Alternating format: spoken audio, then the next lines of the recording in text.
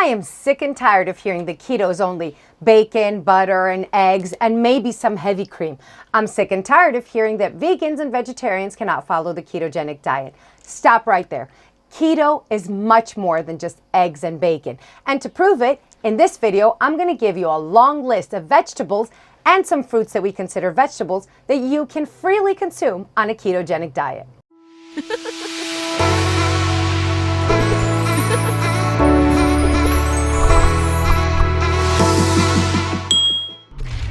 But who am I anyway? Well, for those of you who don't know me, my name is Talita from Shrinking with Keto. And throughout my ketogenic journey, I have lost over 190 pounds and reversed my type 2 diabetes. Now, throughout this journey, I have helped and coached plenty of people reach their goal, and I hope to do the same with you. Let's start with a general rule of thumb when it comes to vegetables.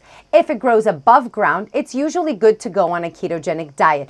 Of course, we need to be careful with the quantities, but if it grows below ground, usually it's way too starchy to incorporate in a ketogenic diet. With that being said, let's dive directly into the list. Now, the vegetables and fruits we consider vegetables that I am going to mention, and the carbohydrate count is calculated at about 100 grams, which is 3.5 ounces. First and foremost, I'm going to mention my favorite, the avocado, that comes at only 2 net carbs for 100 grams. The avocado is not only amazing, that's why it's my favorite, but it's so versatile. You can make desserts with it, and you can also fry it if you bread it in nutritional yeast. Had you thought of that? Oh, and by the way, that is absolutely vegan.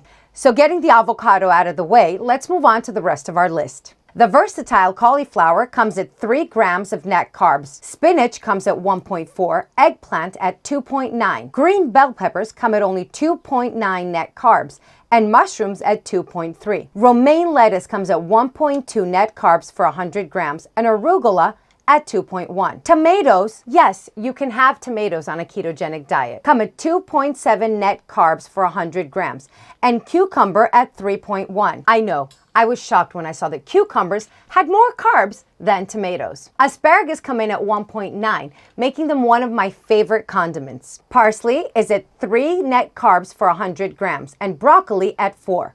Cabbage comes at 3.3 net carbs for 100 grams and celery at 1.4. Swiss chard comes at 2.1.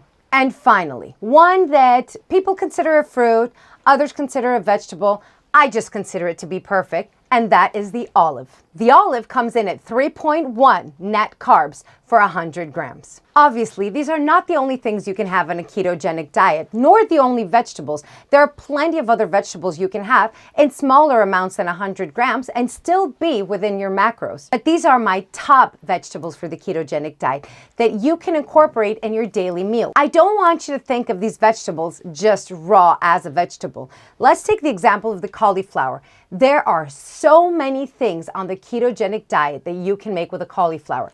You can make a cauliflower mash, resembling the mashed potatoes.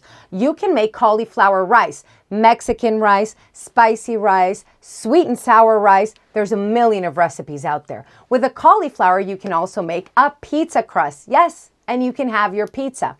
And with a cauliflower, you can also bake it and make it into small little popcorn looking bites and have it oven baked. Now we're going to stay here forever if I go down the list of vegetables and what you can do with each. All you need to do is Google some recipes, but these are 17 vegetables that you can easily incorporate on your ketogenic diet. Is that only bacon and eggs? I don't think so. And as always, chin up, because you know the crown slips.